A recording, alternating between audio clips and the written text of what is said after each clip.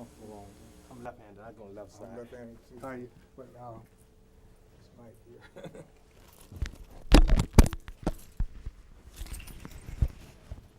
Now, this mic is in number 1. Do you have your phone like turned off or anything? Or? Yeah, I got it turned on.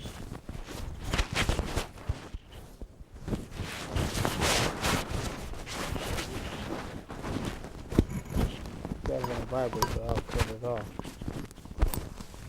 I don't want to vibrating while I'm. You're ready, sir. Just Yeah, go ahead whenever you're ready. just start talking to me. Yeah. Good afternoon. My name is Carter Scott. I'm here today to share a story with you of a young man that has touched my heart so dearly. I met Mr. Damion Bendy about 6 or 7 years ago. He was a neighbor, one of my best friend here in Stockton, because I'm originally from Ohio. Damion one day heard that I played basketball from my friend at the Ohio State University. He heard that I,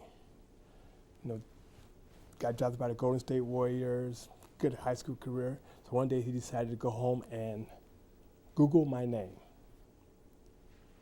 I have never Googled my own name. And when he told me that, I was like, wow, really? I was kind of shocked and stunned at the same time. But he told me to tell my story, tell my story, tell my story. I'm like, I don't have a story to tell. So yes, you do. But I realized that we all have a story to tell. Just people may not have that audience or that stage to tell it on, that they would like to tell it. So unfortunately, October 24th, 2008, Damion came to a sudden death. I was totally shocked by that event.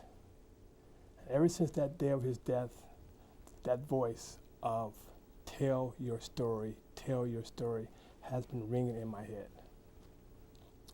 About this time last year, I went to the Record newspaper to try to get my story told in memory of Damion.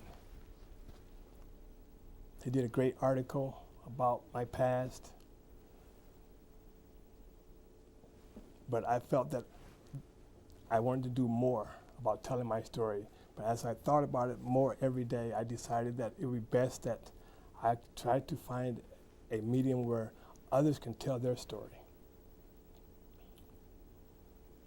Because Damion was one of those gentlemen that was fun-natured, loving father, protector, patient, just a good friend. And he was a member of what we call, our little gang, we call ourselves the Alley Cats. And when he was taken from our presence, my life has not been the same. Today, I have a pleasure to have my very first guest. This is my very first show. I know nothing about TV production, but I'm going to learn as I go on through this process.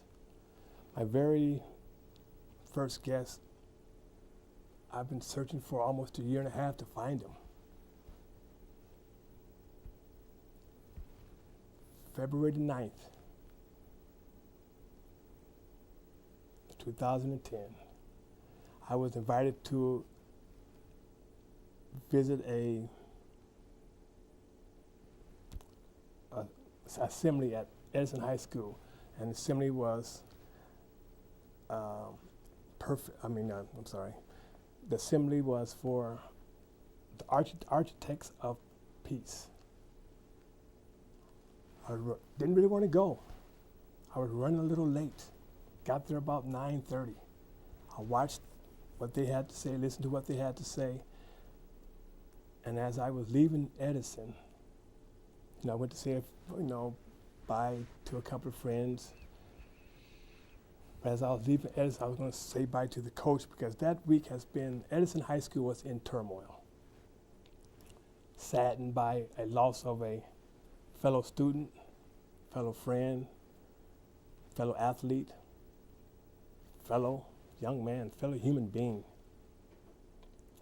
As I was walking down the hall in Toll Hall, I saw Coach Horace talking to a gentleman. I waited patiently until he finished talking, and I realized that this was Mr. Judhromia Johnson, was the young man's father, Judhromia Johnson Jr. And automatically I said, there it is right here, my first show. So I would like to introduce you to Minister Judhromia Johnson. Tell me about how you thought when I first met you. What were you going through?